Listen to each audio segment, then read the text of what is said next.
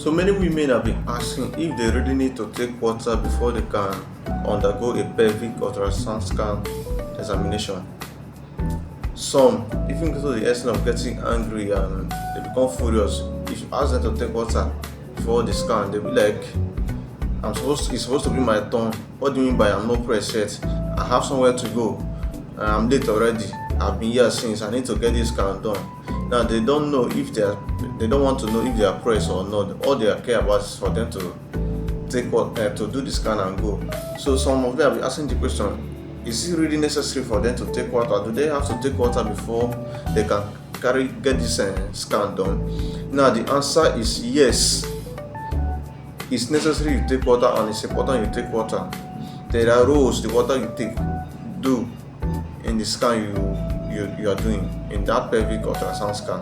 So in this video we're looking at why it's necessary and why it's important for you to get pressed and take water before you can undergo a pelvic ultrasound scan.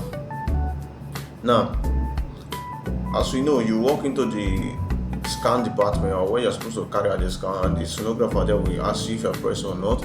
And if you say you're not pressed, he or she will ask you to take water and get pressed. Now, the reason he asking you to take water and get pressed is so that your bladder will be full.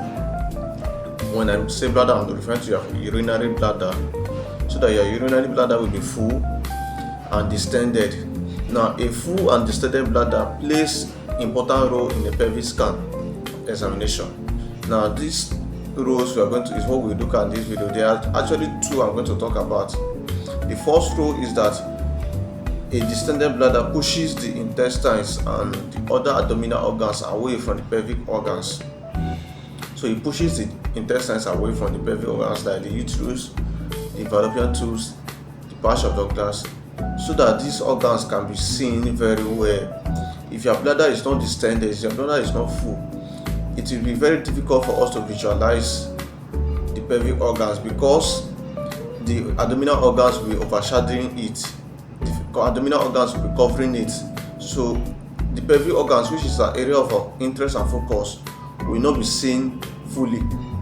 So it is very important that you have a distended and full bladder.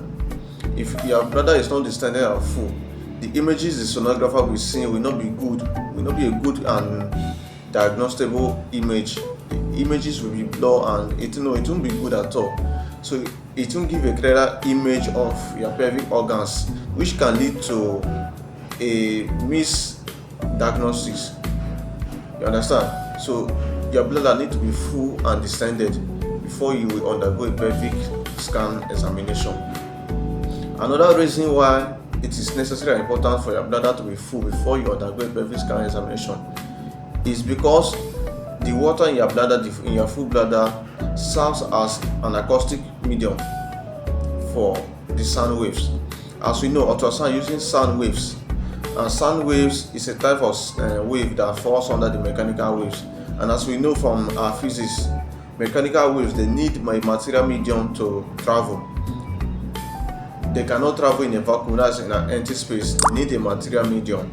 They need to travel through a medium before they can travel. You understand?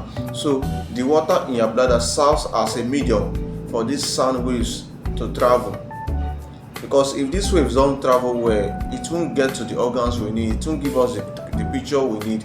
So the water in your bladder serves as a medium for the sound waves to travel. So those are the two reasons why it is necessary you get pressed, you take water and get pressed before you undergo a pelvic scan.